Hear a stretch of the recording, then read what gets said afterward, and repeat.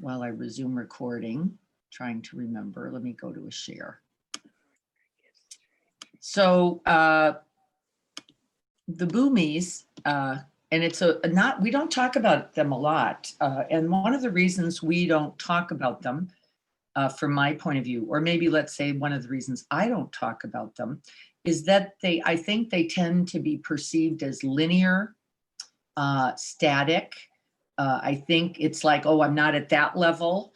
Oh, I didn't get there yet. And I think all of that is potentially dangerous and is not true, which I think is actually most important. I don't think it's accurate that we are in these linear or stepwise progressions on our path. And you know this to be true for yourself, because what do you know? You know there is a moment where there I was thinking everything was falling apart, and rather than fall apart myself, I found some inner stability, some calm, some strength, some joy, some patience in which to abide, not endure, but abide the circumstance. And so you have already accomplished the boomies in very likely many, many ways that when we look at a whole, what do we all know? We're all there for a moment, and we're all not there for a moment. So we don't judge ourselves. We don't condemn. We don't go, I haven't gotten there. This is a very dangerous part of the Buddhist, I have to say, practices, because I think people can take those teachings which were offered orally, and as a result of being offered orally, they were offered really this, then this, and this, then this, then this, A plus B equals C. And again, it is not untrue that there are not base causes and conditions of our own clarity, of our own goodness, of our own clear seeing. But it would be a mistake for any of us to believe that we have not already touched the moments of the 10th bhumi, for example. And you might recollect that moment yourself when you go, you know, there was nothing but love there. Right? You know this moment. There was nothing but love there. I had abandoned all thoughts. I had abandoned all ideas of self. I had abandoned the idea of getting it right or wrong.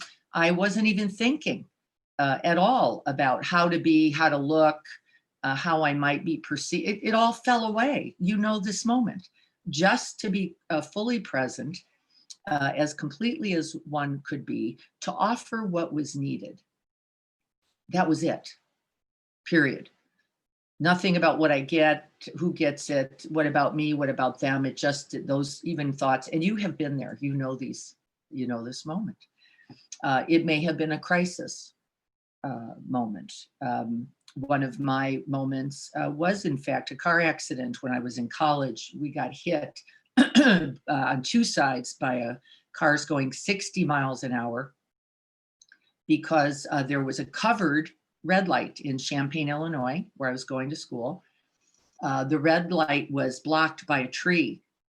And we went straight into an intersection, me and my college roommate, to take the LSATs there, and were hit several times. And in that being hit, one of the things that happened is the car began to spit, right, of course, glass shattering, and one of my college roommates' foot actually was flying up in front of me. And I remember thinking, and I saw the door broken and open, and I realized she was going to fall out. And in that moment, nothing but save her, protect her, make sure she is safe, right? And I grabbed her foot.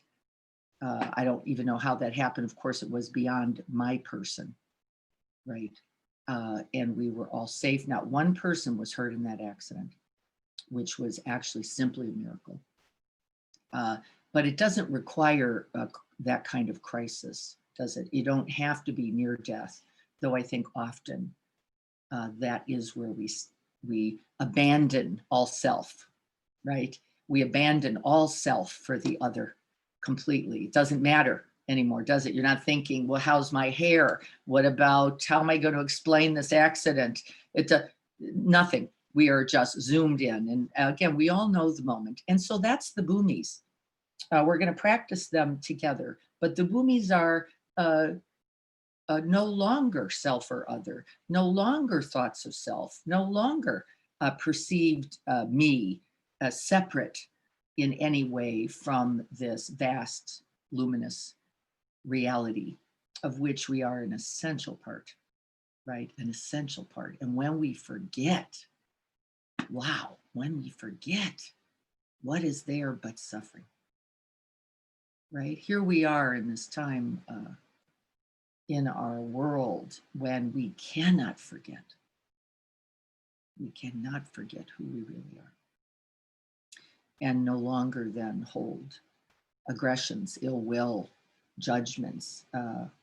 I was just noticing the other day as someone was talking, by the way, someone I love deeply, talking about the others, right? Doesn't matter the others what, but the others, them, the thems. And I was just thinking, you know, we can't afford this anymore. There is no them separate from this. There is no other separate from self. And the longer we ride in the delusion, beyond politics, beyond race, beyond financial, socioeconomics, beyond, we will suffer as a world, in our humanness and as a community. And so we're going to practice remembering that right here in this moment, we have this possibility and opportunity. Thank you all for being here this morning. We're going to read this poem and then begin. And the reason this one picked itself, I did not, and it picked itself because it was on the blank document that I put the 10 Boomy notes on. And I believe everything in its cause, right? Everything for its reason. And so I don't argue so much with what gets presented in the present moment. I just try to use it. It's right here anyway. Why not? I got my office floor cleaned today because this gigantic plant fell over as I hit it with this chair, knocked over my coffee. I had a mud pile here with coffee and dirt.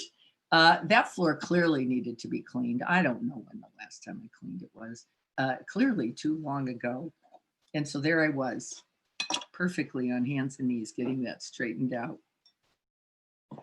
Needing to happen anyway. So here we are. Let me just check one more time, make sure we're all set up together. I think we're good in chat. Thanks, everyone. If you didn't get the notes that we'll be reviewing, please let me know. They're in your email. And I do know that I just rattled as quick as I could. So I know that I missed some people. I'm going to read this one just so that we can get ourselves started. The Boomies. The Boomies are consistent with the Paramitas, with those 6 qualities of the Bodhisattva. Does anybody remember them? Generosity or dana, shanti or patience, virya or joyful effort, dhyana, meditative states or absorption, samadhi, dwelling in the immovable, in the luminous. We're going to practice that a little bit today. And ultimately the 10th, Buddhahood, Jesus, Dharma, right, Allah, wisdom, all the same source.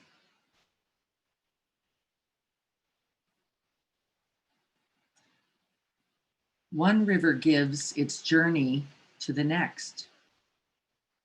We give because someone gave to us. We give because nobody gave to us. Isn't that true? We go, that was so important, it would have ended my suffering. And so I will do what was not offered to me. And it is beautiful. We give because giving has changed us. We give because giving could have changed us. We have been better for it. We have been wounded by it. Giving has many faces. It is loud and quiet, big, though small, diamond in wood nails. Its story is old, the plot worn, and the pages too. But we read this book anyway, over and again. Giving is first and every time, hand to hand, mine to yours, yours to mine. You gave me blue and I gave you yellow. Together we are simple green. You gave me what you did not have, and I gave you what I had to give. Together we made something greater from the difference, from the very difference. Something more beautiful, most abiding, is born. And so here we are together. Thank you all for joining. I'm going to stop the share for now. We'll look at it later. And let's prepare to sit. Let me let someone else in there.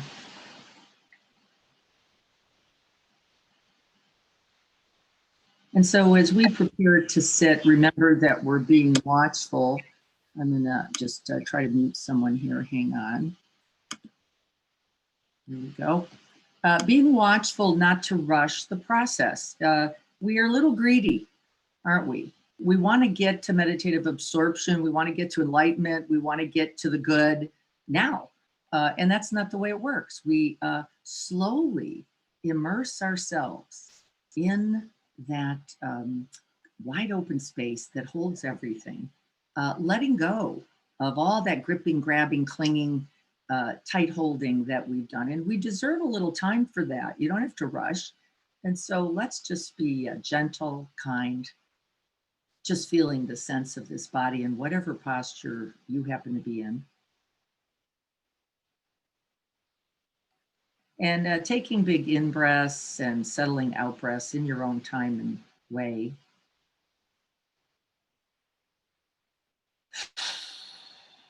What are we letting go of? These falsely believed thoughts of separation, of disconnect, of aloneness. These belief thoughts that we are not a part of a greater whole, that we cannot be okay, that we don't know the way, and sometimes we don't yet. And what do? We sit in that still, silent, open space, that awakened heart-mind quality. You're not just sitting alone in emptiness, even though we use that word. It means empty of anything separate.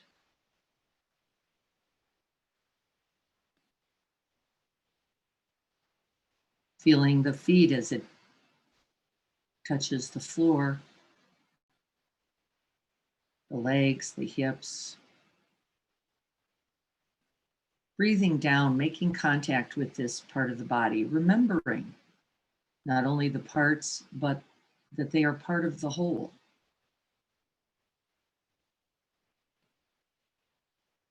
Settling into the base. Letting those hips drop a little bit more. Don't hold the body away. Drop into the earth.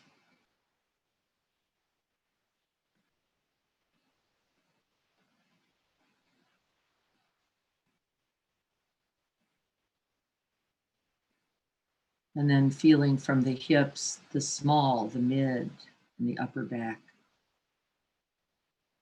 As we breathe into this area of the body, remembering, awakening, recognizing, enlivening. See if you can create a little extra space and room there between each vertebra, just opening. Rather than crowded and crammed up, knotted up, we're creating space. And from the top of the shoulder, we breathe down again, down the shoulders to the arms, the forearm, the hands, making contact, sewing this perceived fragmented self together. joining in the wholeness by gathering our whole body, feeling that vibration, that tingling, that warmth, or that aliveness in the hands.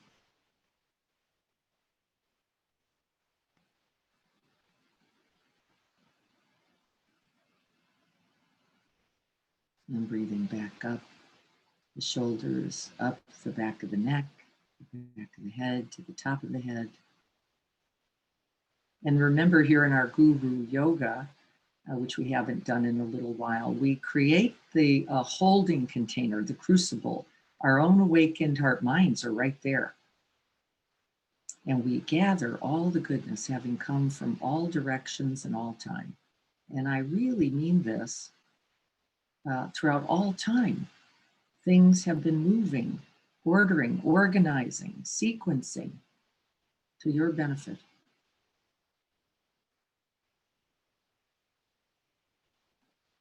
Whatever you thought the problem was, there were infinitely more moments of goodness. Gather them up like tiny twilight stars, and then pour them right over the top of the head, letting them come down and through and over the whole body in this goodness. The ancestors, the lineage, your traditions, the sun, the earth, the moon, the stars, the seas, the ground beneath us, the air above us. We've got no problems, no struggles, no resistance. We're just breathing down and into the body, covering that beautiful face. Let it relax and smile. Into the chest, let it be open, uplifted. Letting the beautiful beating heart count the ways to love.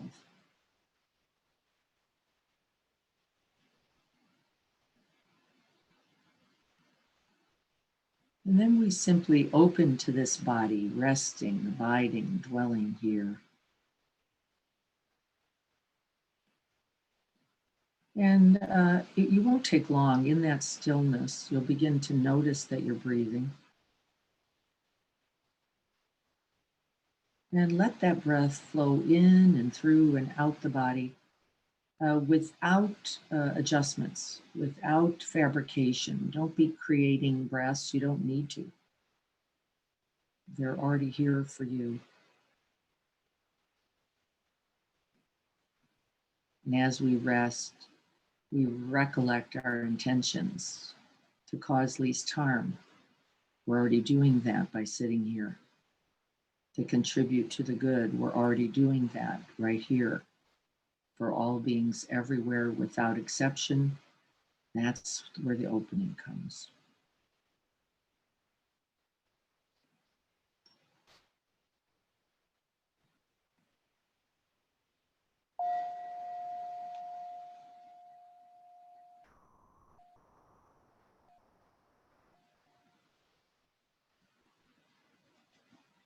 And so just breathing this whole body.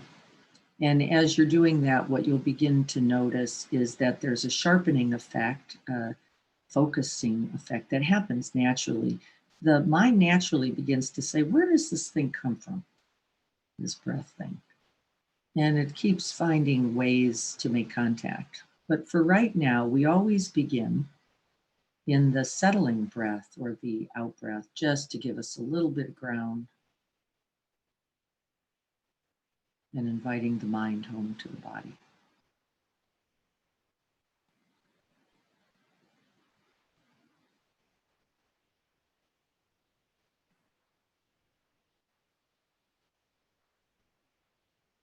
You'll begin to notice tensions and tightness, like, ow, what's that going on? And we soften the body in that out breath. We're bringing that mind and body home together, just like we did the body in its parts. Because in that wholeness, in that oneness, we can rest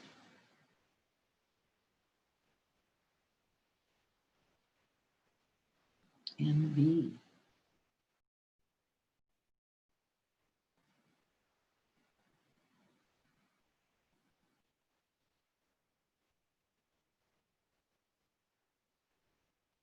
And as the thoughts, these initial thoughts continue for a time, we just don't pay them any particular attention. They're wafting around in those old synapses, and we just let them fire away. No problem at all. We're not that interested. It's the same old stories. Nothing you haven't heard before.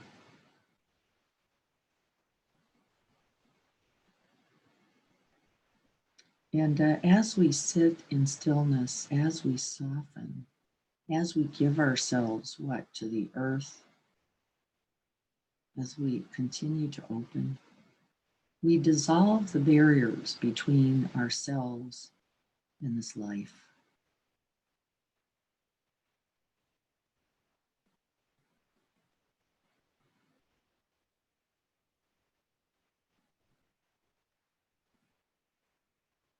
Dissolving the resistance between me and the present moment.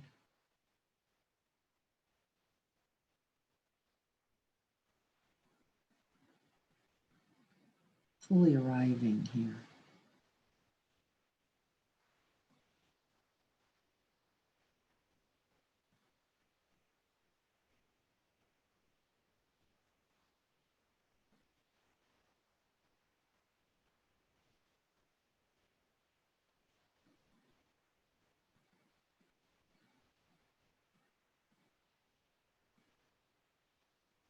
We could imagine it really as releasing the toxicity of this self-clinging, self-cherishing mind, egoic mind. It's not who we really are at all.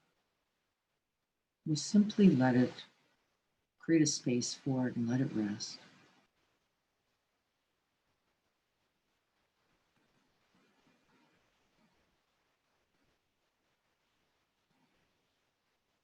And we can offer those loving phrases, can't we? It's like, darling, I am here, be here, come home. You are not lost, you are not separate. Enter this present moment. In all love, all goodness, all life can be found.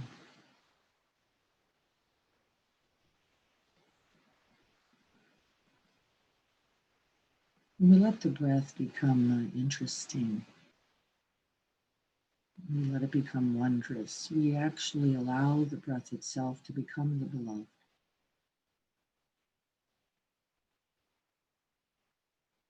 Offering us everything that is needed.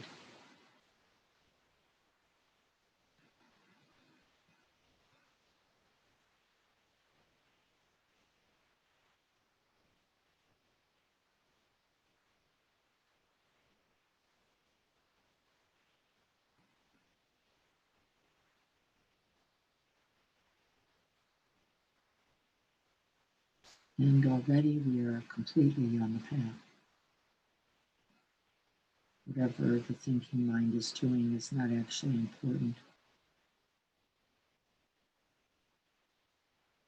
We have gathered ourselves, we have opened and committed ourselves to the present moment, one breath, one moment at a time.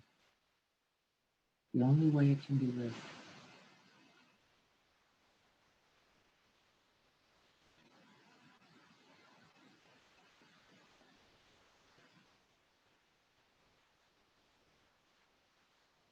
And for the benefit of ourselves and all beings, we stay.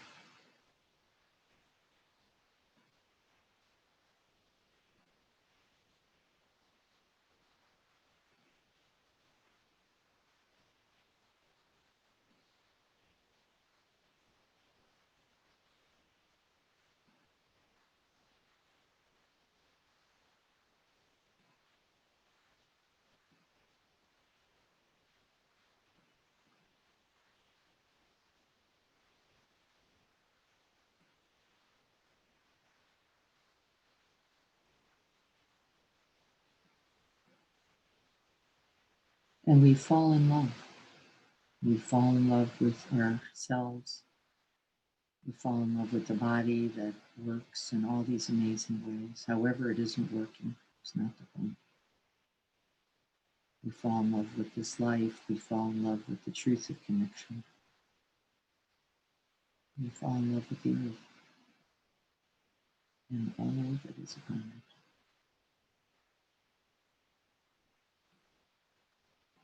We are calming and fearing mind so that we can open to love.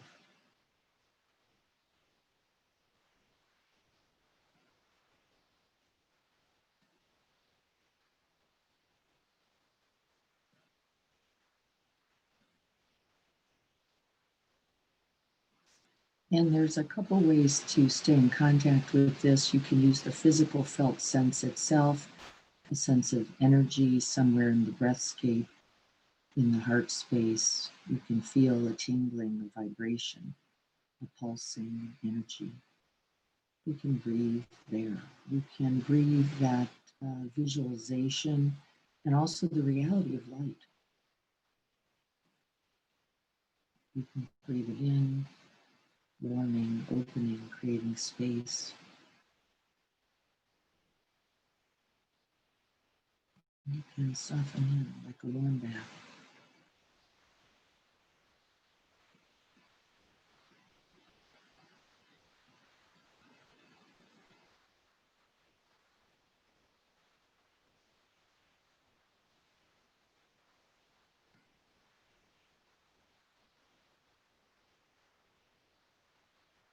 Drawing in that light, all that goodness from the top of the head as you've poured it over the body. You're settling it in the heart. In that heart space, radiating with each breath, refueling, feeding, nourishing. What the goodness that is you.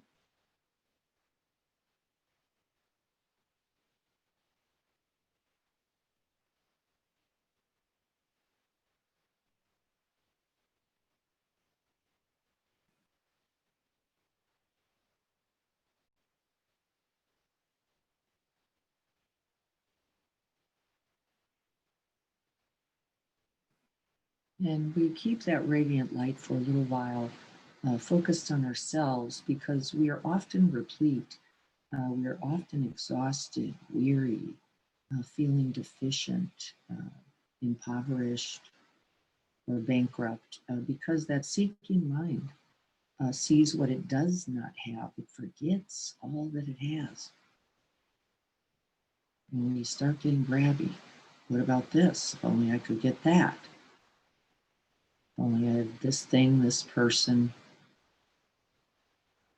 even this enlightenment, right? We can start chasing after everything. But all that out there doesn't get it done. So we invite ourselves back with each breath.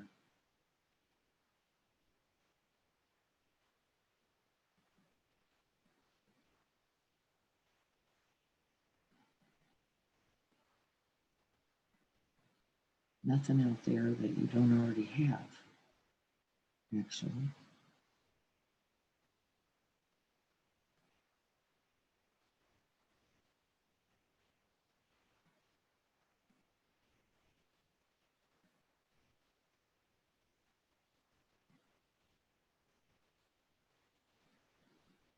And we breathe in that faith. We breathe in that trust. We breathe in that confidence that puts us right on the Bhumi path. We're no longer questioning. We no longer doubt our interconnectedness. We no longer doubt the truth that in this present moment, all is available. And we pursue it then with each breath. And not pursue, but striving. It's different. It's a commitment. We drop in again and again. However we are, we're open, receptive, loving, kind, and compassionate, whatever's here.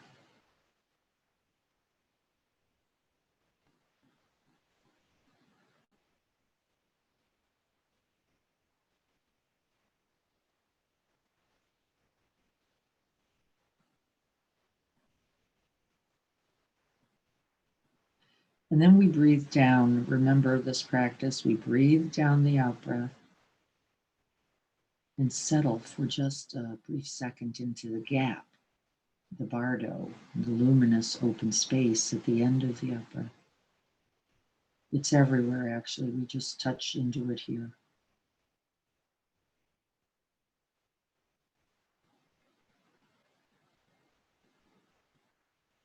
Resting in the gap. We're giving up all of our old handles here. We give up the body to rest in the open space. We give up the idea of knowing something. You don't know anything till you get there. We give up the name, the identity, that self-clinging, no handles at the end of the out breath.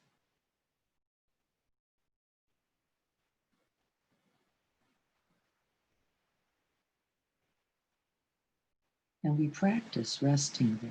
This moves us along the bhumis into greater absorption, into greater meditative states of calm, stability. Let's just rest there for a time. And when you notice the in-breath, there'll be a time where even the in-breath is understood to be a part of that open space, and you don't get moved. Now you're moving towards the immovable. The in-breath comes, the out-breath comes, but you are resting in that still space.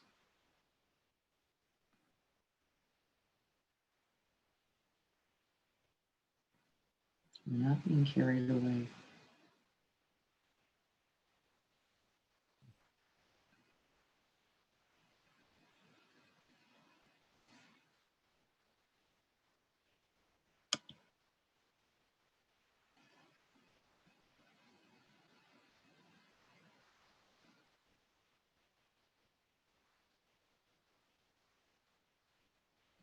And risk opening.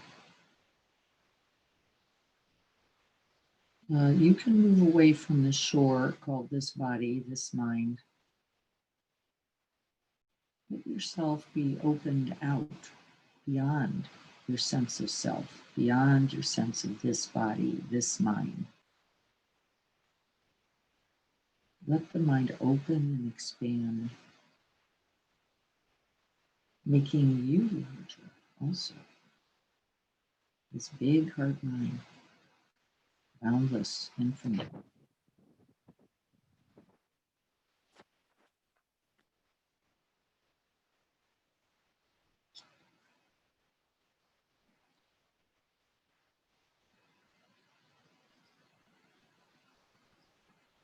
And that self-clinging mind still has little bits of habit. Well, one of the habits is something like, well, what am I doing here? What if not? What if there's nothing? What if there's not enough? What if I don't get what I need? This is just the nature of fear. That's the fragments of fear happening. And we don't try to get rid of those. Remember, we include them. We recognize this as a moment of distress. It's okay. And we open to include it. We're not going to get out of here, stop that, don't do it. Like a lost child, we invite it in completely. We invite it into that warmth, into that light, into that vast open space, whatever, right, into love, into that infinite embrace. There's room for everything here.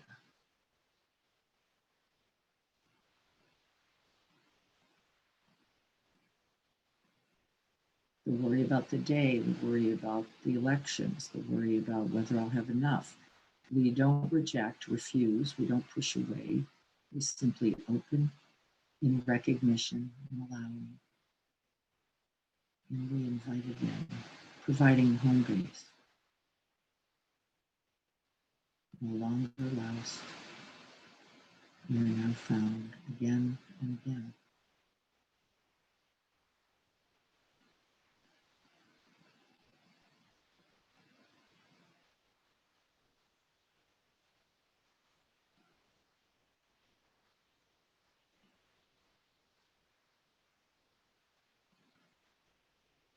Now remember, as we're developing in the bhumis, these are levels of jhana also, which we will not accomplish today because it takes a fair amount of time unless you have a lot of practice.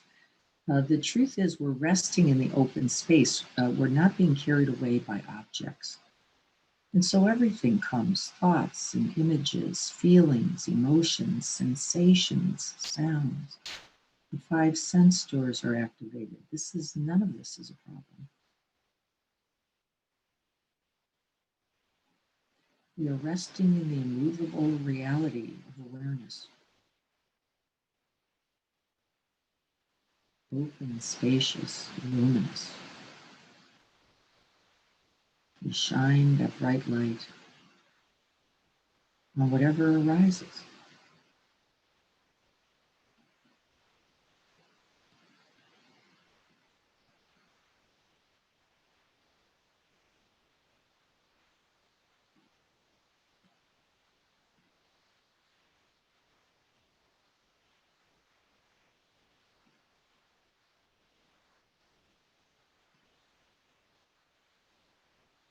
Remember, you always have the breath if you need it as a gentle guardrail, just to stabilize once again if we've been carried on.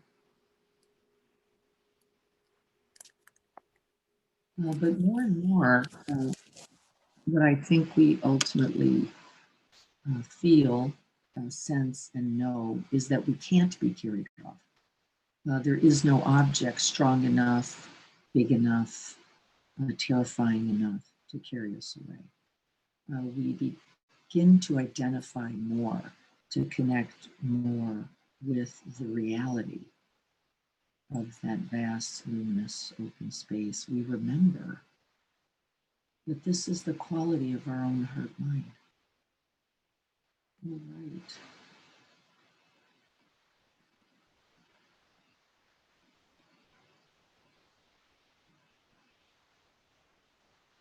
And we rest back a little more. We let go of the objects and the clinging to them or the rejecting them a little more.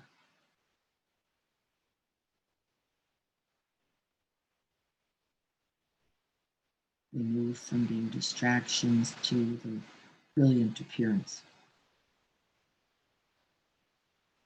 of luminous wisdom.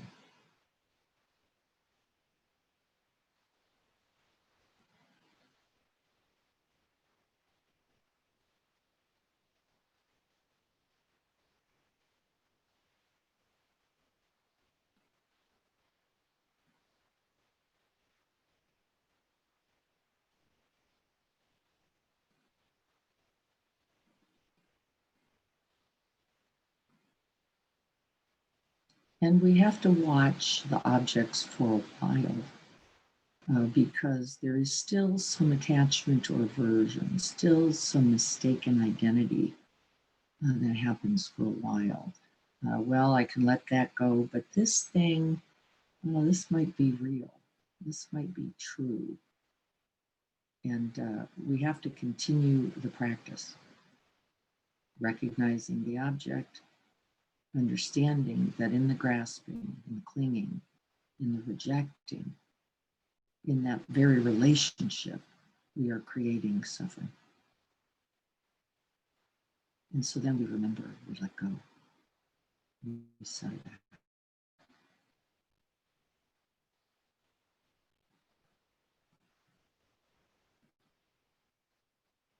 I am not this thought.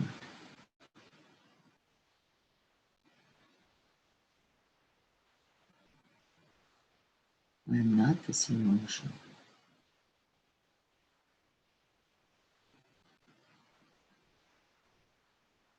I am not this fear. I am not confusion or doubt.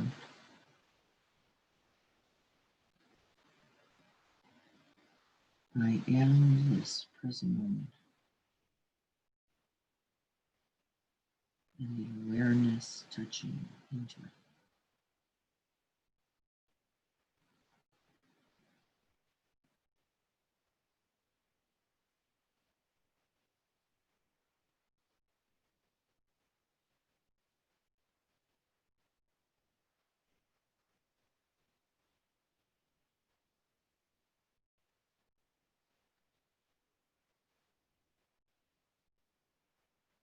And from this wisdom, this clarity, this clear seeing, this open-heartedness, we can simply respond to whatever is rising as is needed.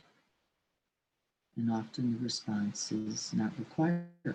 We can simply hold it, bear witness, include, offer loving presence. This is plenty, often enough.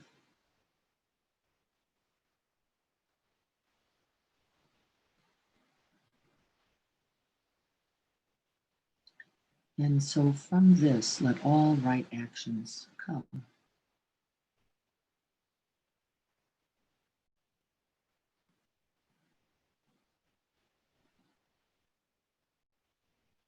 And we can have confidence and trust in this as well.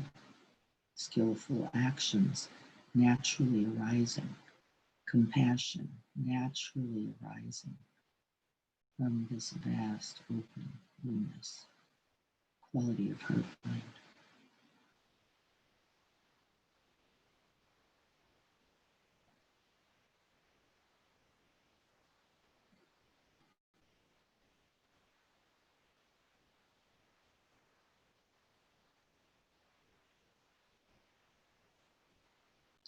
Groundless and boundless, the same space.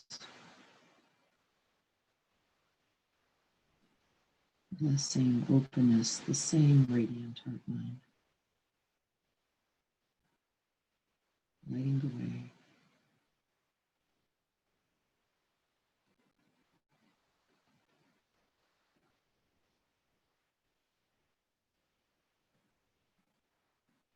And for the next few moments, let's just drink in that radiant light once again, making sure we have it for our day. We've been generating it, letting it be out in the open space. Let's draw it in a little bit. Breathing it in, getting it into the awakened heart space. Breathe it into the clear, open, luminous mind.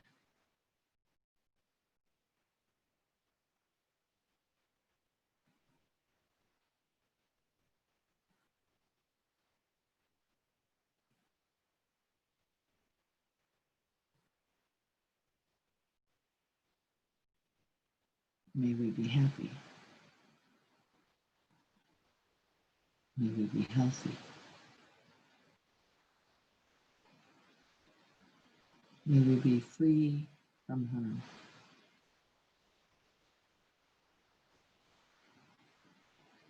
May we live in ease.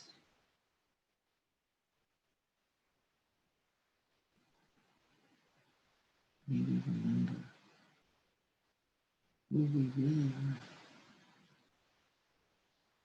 Never separated, never alone, never apart from the whole.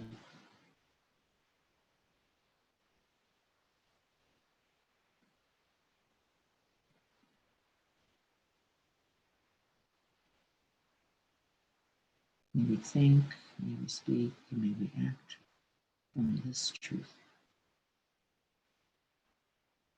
and contribute to the end of suffering and the truth of abiding in complete happiness and freedom.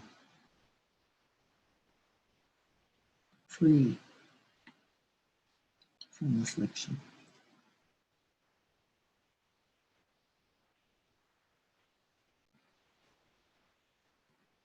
Awakened, enlightened, alive, and present.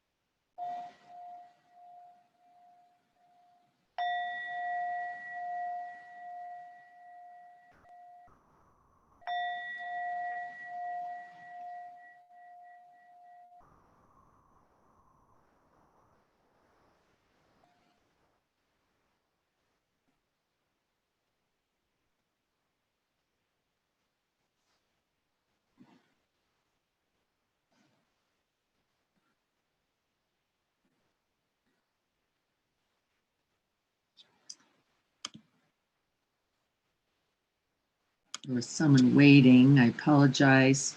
Leslie, we were just finishing the meditation, so you got stuck out there a little bit. Hopefully enjoying the open space. We are, let's just take a moment and open the body as well. When it's in stillness, it can get a little contracted.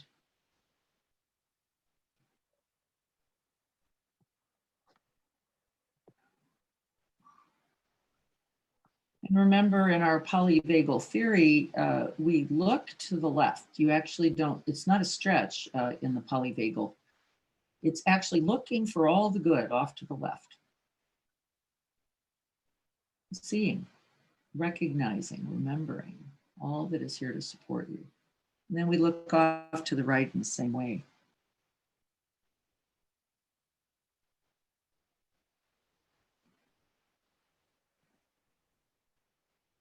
And look up. Maybe you're in a place of refuge or shelter and see that beautiful roof and that fabulous ground.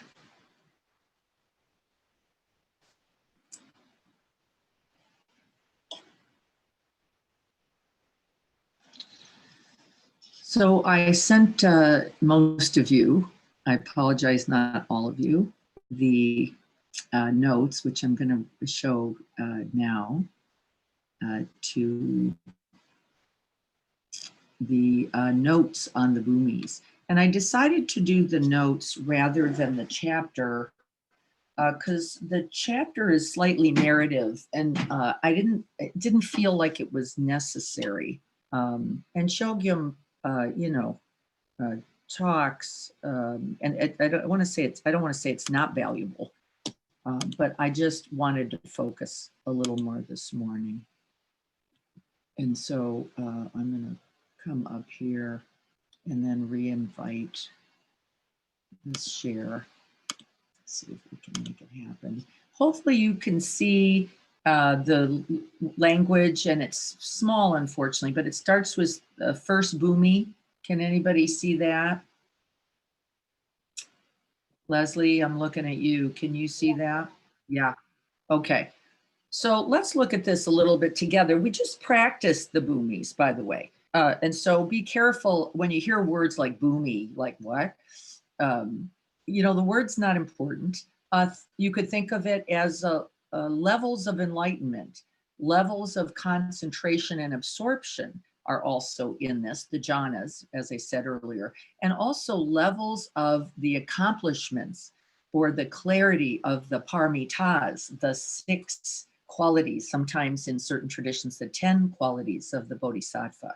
And remember, I reviewed a couple: generosity, patience, joyful effort, meditative calm, absorption, what else? Wisdom, and ethics, right? So all of those being essentially wrapped around for the bodhisattva. But let's take a look. Oops, I'm not doing so well with those glasses here. And so it says the first bhumi is called the very joyous level, the very first level, just getting on the path itself. And we begin with the first paramita of generosity here. And like I know, the joy of generosity. Every time that you have offered whatever. It doesn't have to be an object at all, does it? It could be your own attention in every moment of that offering. There is no other result. We forget, don't we, how joyful it actually is. And we commit ourselves by virtue of that in the first bhumi to that continued generosity, that continued presence, that continued attention. And then we develop from that, by the way, to offering what is needed. It's not where we begin. We just begin by arriving, by showing up, by getting in the space, by getting in the room to see, to feel, to know what actually is needed. So when you get the idea, my giving enough, be watchful, because the giving that we're talking about is actually your own heart, mind, your own attention and genuine care. And so just remember, this is the beginning of the path here of the Bhumis. And I love that. And I love that it begins with joy rather than striving, rather than struggle, rather than accomplishing, rather than getting to someplace else. Your very being here, your very willingness to go against this limbic brain for a few minutes just to be as present as you can. This is the beautiful offering of Dana Paramita and the first Bhumi. And so I put some things, only a few things in quotes here. One was to know it's related to the Paramita of generosity. The other thing, I want to be careful about that line, which is why I underlined it. Bodhisattvas lose all attachment to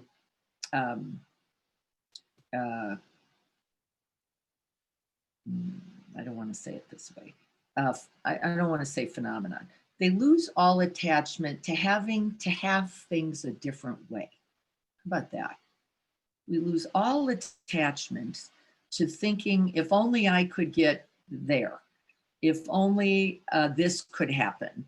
That's what we mean by attachments. It doesn't mean you don't get to love your cat and love your partners.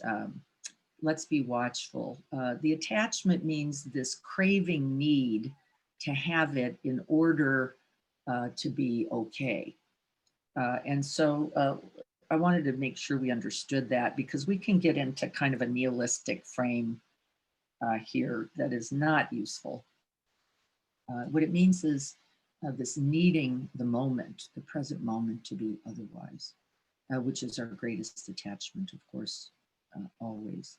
And for us then in it to be also a certain way. The bodhisattvas on this path understand that persons do not exist by way of their own nature. We do not exist independent, do we, of everything else, including each other. And we overcome the ideas that we are what? The eyes, the ears, the nose, the mouth, the body, or that even which knows it. We overcome these ideas that without this, we eliminate these important qualities of wisdom and compassion. We know that all objects are as empty as the self.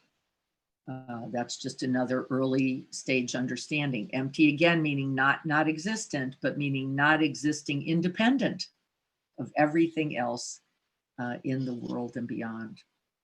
And so I think those were the careful ones. We begin to understand emptiness. And let's say we can begin to understand interconnectedness. I think that's really, I love Ty's perspective. He doesn't talk about emptiness anymore. He talks about interconnectedness, interbeing. And this is really, I think, a lovely understanding that nothing exists independent of everything and you in it. The bodhisattvas on this path are already trained in enough ethic, by the way, that they are not lost in negativity. We don't get tumbled by the truth of suffering, even though the reality is that it exists, and we know this so completely. And we feel I feel a confidence and trust in the first Bhumi, that faith or faithfulness that if we stay on the path, we can find the way to the end of suffering. The second Bhumi, we begin to ground more into those ethics. We engage less in destructive, addictive patterns. We have more energy and resource for turning towards the good and making offers towards the good. We're not so caught up in our old habit mind. And then in the actions that waste our time. Most of us, I'll give you an example of this, most of us are not watching the news in the way or level that we were watching it once. People have decided this is not constructive. I could watch 1,000 hours of my favorite this show, that show with these news, and actually have it suck positive energy, suck the love, suck the faith, right out of me. And so most of us, I know, are being careful. The political ads that are out are consuming. They're everywhere. They're in our emails. They're in our texts. They're on the commercials. They're everywhere. I'm knowing a lot of people have unsubscribed from all of that. Are just looking once a day, and these are beautiful. The beautiful act of renunciation, which is one of the first acts of dana, paramita, by the way, which is not to make an offering first, but to eliminate. I'm not turning into that bad habit or into that destructive force in the way that I used to. And so we're all doing that. We're wanting the energy for the good. So good for you. I love Nagarjuna. He was one of the translators of these bhumis. And here's what he had to say. The second is called the stainless, a pure, virtuous, because of all 10 virtuous actions of body, speech, and mind are stainless, and they are naturally abiding in these ethics, in the turning towards the good. Through the maturation of these qualities, the perfection of ethics becomes supreme and easy to accomplish, actually. They become universal guides in the helping, towards the helping of others, the masters of the glorious 4 continents and the 7 precious objects. We don't need to worry about that. Those are the 7 factors of awakening that naturally arise from these stainless ethics. Does that mean we don't make mistakes? No, it's not what they're talking about. Does that mean that you never get it wrong? No. Does that mean that you don't fall back into distraction, addictive device? No. It means that you recognize what it is. You see clearly, well, there's no amount of caramel corn that's going to work this out for me. I don't even have to get lost in the bag. There's no amount of potato chips and dip. There's no amount of martinis, no amount of any other substance or object, whatever it might be, that is going to invite this equanimity, as well as the Brahma Viharas and these meditative states, which we're not going to go over today, and the jhanas. The third bhumi, the light maker. I love this. Actually, I'd never heard that described that way before. This is coming directly from Tsongkhapa. It's not the way I have understood them. I have understood it as beginning wisdoms. But I loved the idea of the light, because I think light is really what we are, isn't it? Light and energy. The fire of wisdom burning all the fuel of objects that arise. We see its true nature. We don't get caught. We don't try to grab on. We are perfecting patience. That's what we were doing in this practice. If you were there, we were just letting the objects come and be and go. We were grabby. We're not feeling like I've got to get it now. This is the beginning of cultivating equanimity also, and that Shanti Paramita. So the third bhumi is very consistent with that Paramita. And there's a point in the practice always for me where I'm like, I can't even remember why I was struggling. What was the struggle? It's almost not really clear. Like, why am I not just always resting here? How does this happen? And rather than judgments or condemnation or criticism, I have a smile, which is, I again and again have to find my way home. And this is a version of that patience. We forgive ourselves. We have mercy. There's an infinite generosity and patience that comes recognizing that whatever arises on the path is simply a part of it.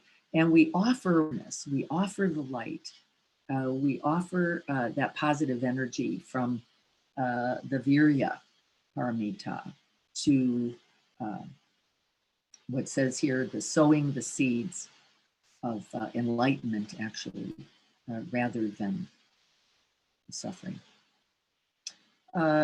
What I think also comes in the third bhumi, I don't know if it says it here, but the beginning cultivation, we have seen our struggle. because we're watching the clinging to the objects, we're watching the gripping, we're watching the identifying, we're watching the fixating.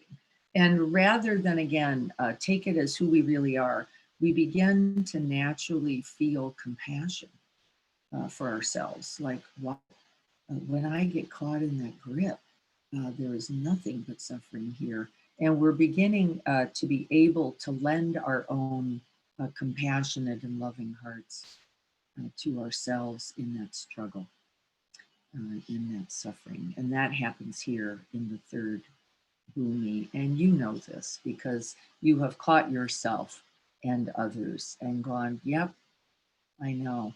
I know the truth of suffering as we are clinging. I know the truth of suffering as we are rejecting the present moment. I know.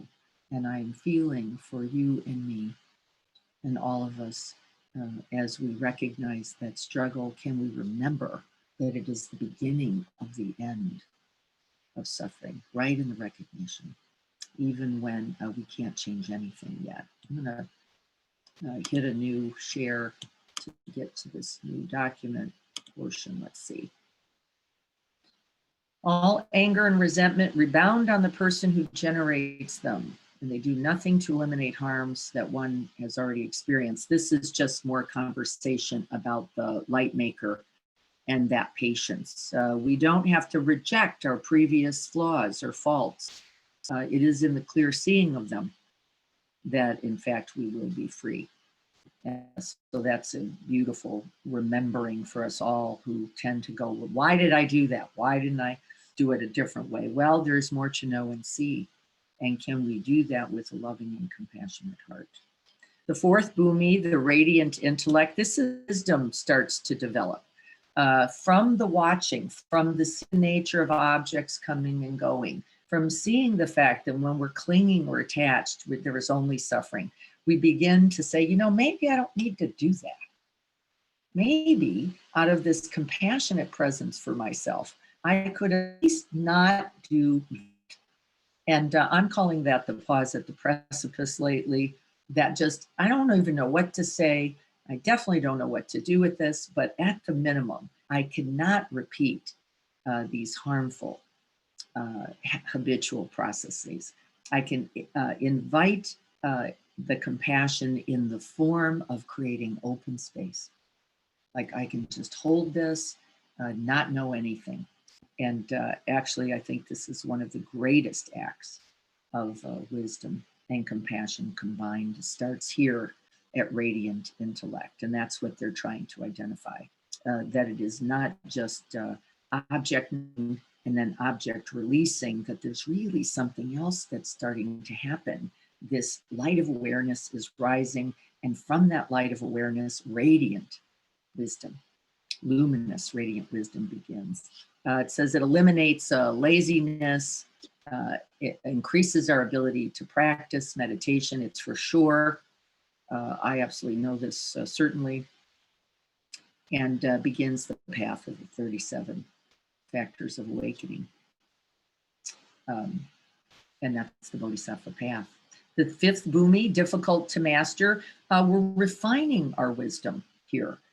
We have moments of profound wisdom, but now we're actually recognizing, oh, wait, I can actually cultivate that with stillness now. I can take a moment of pause and awaken into that wisdom. I'm having more mastery over when it appears, how it appears, and use it. But this is the beginning. We're already at the fifth bhumi. You recognize, oh, I can actually direct this. I have some capacities with this. It's not just this momentary appearance. Use it, and I start to develop a certain confidence in it as well. Let's see what Nagarjuna says. The fifth is called the extremely difficult to overcome, since all evil ones find it extremely hard to conquer this. He becomes skilled in knowing the subtle blessings of the noble truths. Yes, you're seeing more and seeing even beyond the moment. Like, yes, I'm understanding in this moment of perfecting wisdom how this applies, how this is a part of the other teachings. And in fact, I'll share this once again so we can keep up on the notes. This in the meditative states is known as samadhi. Very still, very one-pointed. No matter what else is moving, we are not moved by it. And from that place of stillness, the immovable, we're moving towards the immovable. We actually see more clearly. Calm is very available. We recognize no matter how things are, they are not here to stay. They are part of an ongoing, ever-evolving process. The sixth bhumi, I'm going to do this one more time so you can see it. The sixth bhumi is called manifesting. We recognize everything in its dependency on other things and nothing permanent, fixed, or solid. We see the signlessness, the colorlessness, the ageless, the timeless. We understand these factors in everything.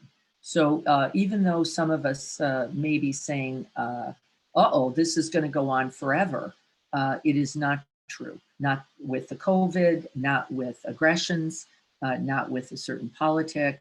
It does not.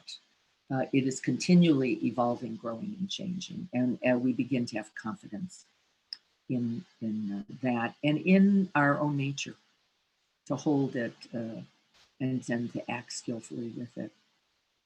I've put this second part in quotes. Let's see.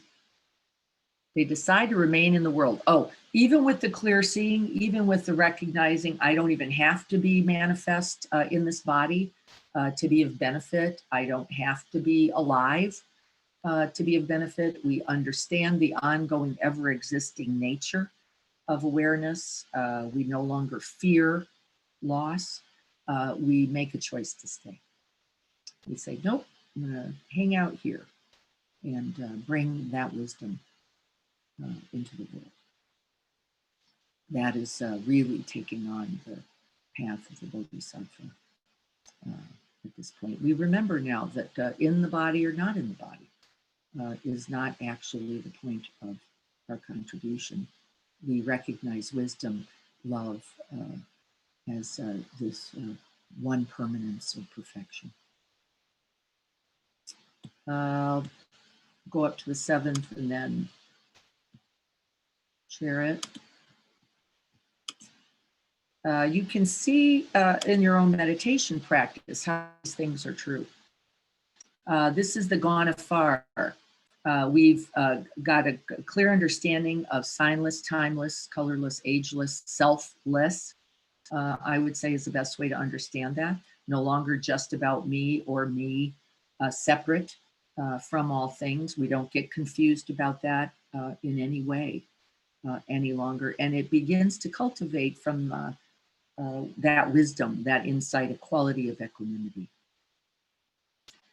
And so that's what's beginning to happen here. You know it, once again. In that equanimity, what happens is we become more flexible. We become lighter. We become more fluid. We aren't static or a certain way. We can shift and change because we are no longer a solid, fixed self to accommodate the realities of the present moment towards happiness, towards freedom, towards compassion and wisdom. We're not stuck in any self-made identities. We're actually so much larger, and we're bringing equanimity with us in those in that way as well. The eighth is the immovable. This becomes more and more available, is all it's saying. The equanimity is becoming the most solid. Wisdom is available. Compassion is available. We do not get caught as often in the delusions of permanence, in the delusions of separateness, in the delusion of ill will, aggression. Less and less we are falling into the old default mechanisms. More and more we're counting on having confidence in resting in the light of awareness and loving presence, compassion. So we're up at 8, the immovable, less and less likely to fall away, and more likely to take infinite form. So that's a beautiful balance, isn't it? Less and less likely to be stuck, more and more likely to take whatever shape, form, manifest is needed, to offer the Dharma, to offer compassion and love. You know about this. Very simple things, right? I have 2 children. I do not love them in the same way. Why? Because they are not the same manifest humanness. One needs something in one moment, and in the other, I don't just say, well, this is the way it is for you, and that's just the way I do it, or this is just my love, take it or leave it. Haven't you heard those kind of things? This is what I do. This is really self-clinging. And in the truest form of love, it's boundless and infinite. It turns into whatever is needed. And there is no objection. There is no sense of violation. There is no, well, that's not me. That's not what I do. That's not my way. It doesn't exist. It's like, well, this is what is needed. This is love. I will offer this. And so if we have to create space, we do. If we have to be completely present, we are. There is no, well, I just don't like that. That's just not the way I operate. That doesn't even come up. That's in the 8th bhumi. And we know this. We just become skillful in the way we offer love, in the way we offer wisdom. I'll use my sons again. In my case, I say very little. My wisdom is simply my presence with my sons. Unless they ask directly, I don't have too much to say unless I'm concerned about direct harm, which is rare to never. Because to invite that is often more a function of anxiety or distress than that resting in awareness with the bright light of love and compassion. So I often do that. And then what I notice is when they need me, they're very free to do or say that. And when I'm offering unsolicited, there's a sense of separation or disconnect, or, I don't think I need that right now, or that's not really where we are now, because I think I've gotten really better at just, I'm here when needed, as needed. And I think we all have a certain greater trust together in that also. So here's the 9th bhumi, the good intelligence. This is just operating skillfully, operating from love and compassion. Very few, seldom if ever, moments of falling into the fears, falling into solidifying, falling into self-clinging. We are just available, completely present, loving, kind, and wise, offering what is needed as needed. There is no fatigue. There cannot be, by the way, in compassion and love. There's no such thing. It just isn't. And then the 10th bhumi is the radiant Dharma. It says the cloud of Dharma. More like radiant light particles, really. Watch the cloud idea, because it even solidifies. It is just the atmosphere of love, compassion. Wherever you are, it is there. It is felt. There's a sense of groundedness or stability from that. There's a sense of presence. We all have this. We've all done this. This is the exercising of the complete path of the paramitas. And we are no longer in self-ing. It is nothing about me or you. It's nothing about what I can bring to you. It is simply a way of being in presence, and it is palpable. You have been it, you have felt it in others. And this is the ultimate realization. The 10th is the cloud of Dharma. Again, not my favorite word, because the rain of excellent doctrine falls. The bodhisattva is secreted with light. There he goes. They capture it there. Just a source of light and goodness. And we know it, feel it, don't we? And are it's the doctrine is always about us. It takes a limitless form to be of benefit to us, and it's not self or other any longer. There is none of that. It has all fallen away. That no longer exists. I'll let you look at that for a second. These last few lines. And then we do again, don't we? Then the next one. These are not accomplishments. These are qualities of being. And so it isn't like, well, I got there and now, well, I'm good. There's no such thing as that. Even though there are, the obstacles are, the is intensified and expanded continually. It isn't like, well, I have arrived. And so when someone says they are enlightened, it always causes me to pause. I don't know that personally. I do know a moment. I do know a breath. I do know in its infinite form now. I do know the wisdom that rises from that. And I do know I have to wake up the next moment as well. And so it's just not something I have experience with. So I can't speak to the idea of just established enlightenment or established love. I think it's continually growing, changing, and expanding as well. And we are enlightening, I would suppose, each moment. I'm going to stop here. Just check in with, see what you think about the Boomies. Again, you know them, really. You already know this. You might know it for just a moment, and yet the knowing is the point. Because in the knowing, it's brilliance. In the knowing, it's freedom. Knowing it's joy.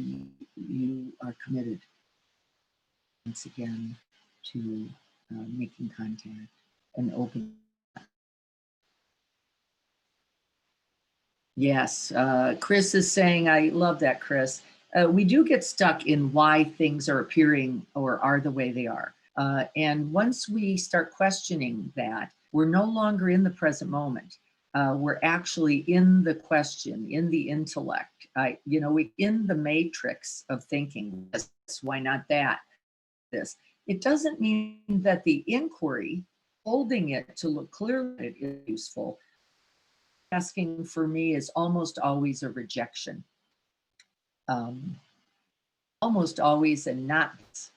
Why? Because I don't want, because I don't like it. Why? Because it's not fair.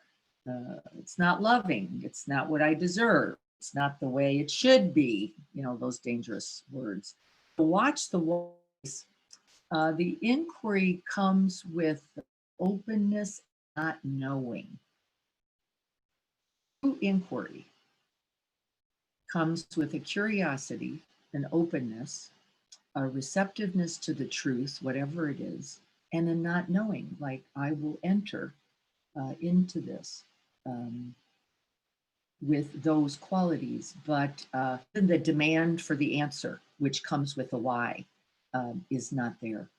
There is no striving or seeking for the other moment. It's just I will hold it like this, look intently, I will open completely in love and compassion and trust the wisdom that will arise. And in fact, in that stillness, it does. Know them and to be conscious of them, therefore continue with them, to know them. Jan, I'm not what the them is.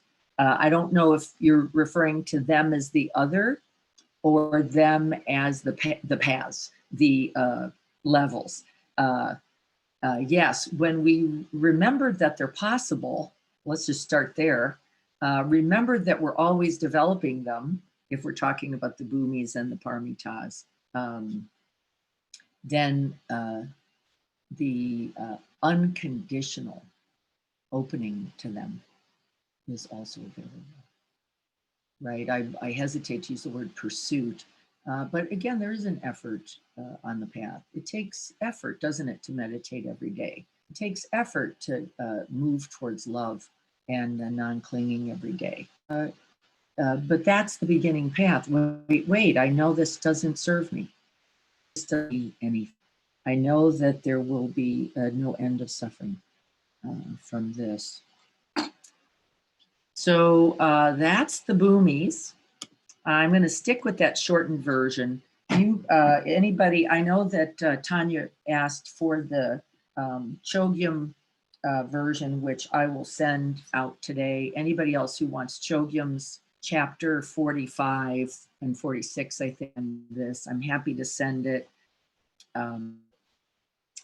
But let me know what you know about this limitless love, about this present moment love and wisdom, and how we can truly, can't we count on it and in ourselves in it. Let me know what your thoughts are about that. You can chat here. I'll go to the chat and everyone has to say, or come on, say hello.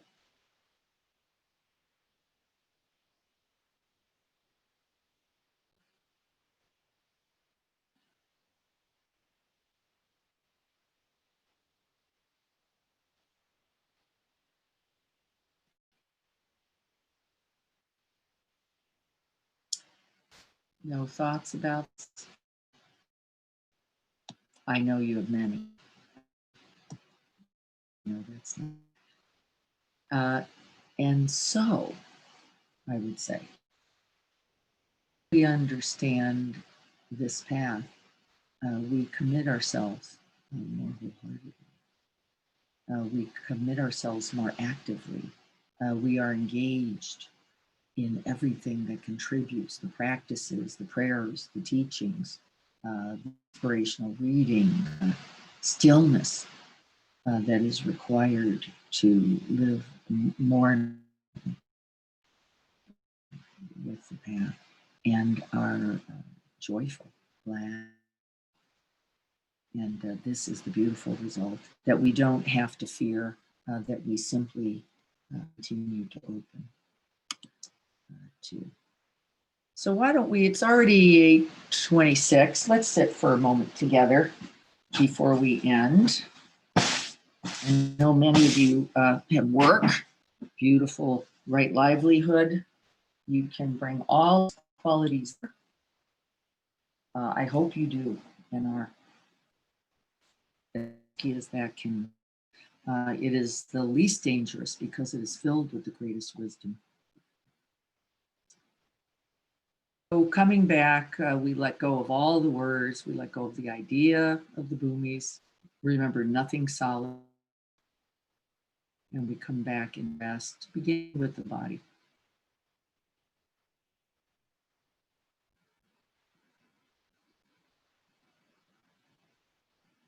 Taking a few breaths, enjoying taking deep breaths as we settle back in.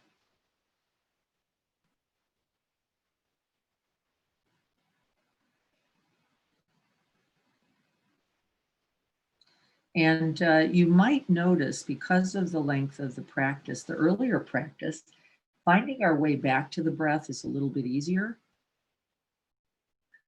Finding our way back to present moment awareness, a little more readily available.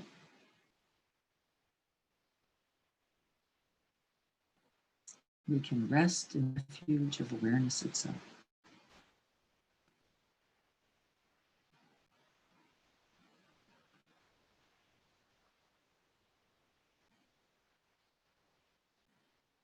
We invite all the paramitas, qualities of the bodhisattva: equanimity, love, compassion,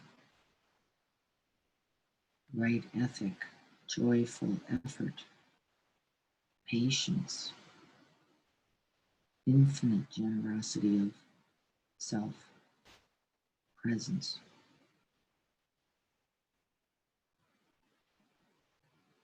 May we gather from each other the 10 bhumis, the 7 factors of awareness and awakening, the 4. We could go on and on and on. And in fact, you need to know their names. You simply need to be present here.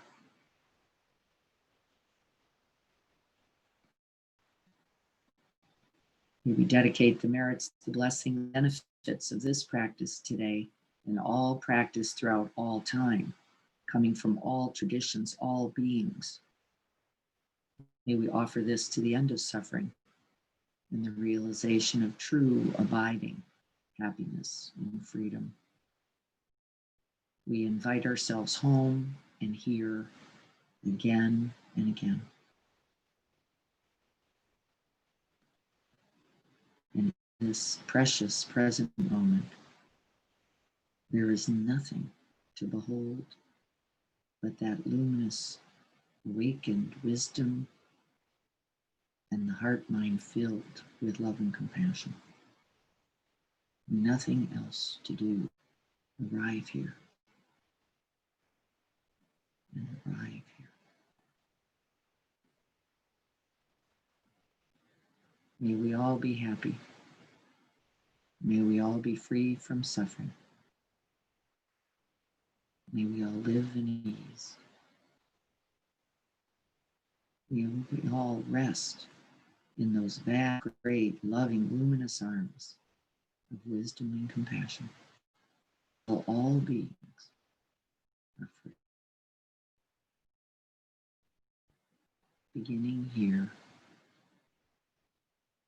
and here and here.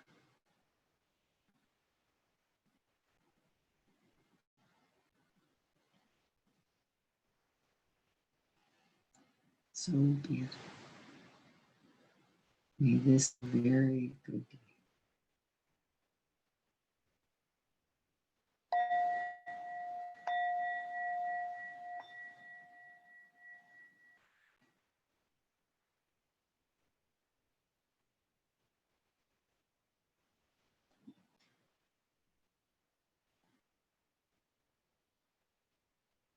Thank you to all of you who were here to practice this morning and yesterday evening. Let me know again on chat. I've already gotten a few. I will be giving those Bhumi notes to the few of you who I see here who I've not yet gotten them to. And I think I've got a handle on who it is. So you'll see those in your emails. I will be teaching this Thursday morning at 7 o'clock. Greg is in the mountains, enjoying Northern California and visiting a great-grandchild. Very exciting. And so I will be doing this Thursday at 7 a.m. I will be cutting it a little short. We'll be ending about 7:35, no later than 7:40. I have another commitment, but I will be there for the practice. I look forward to seeing you then, if not then, sometime Saturday, possibly at 7:30. We are continuing to investigate, by the way, for our November 21st mindful all day, where we might be able to get outdoors. We're going to look, but we'll also be Zooming. So if you can't join us because you're in Israel or because you're in Seattle or because you're in Colorado or because you're in New York, you will be able to join us. We'll make sure that happens. Love and blessings to you all, truly. Thank you. Be well, everyone. I'll look forward to seeing you soon.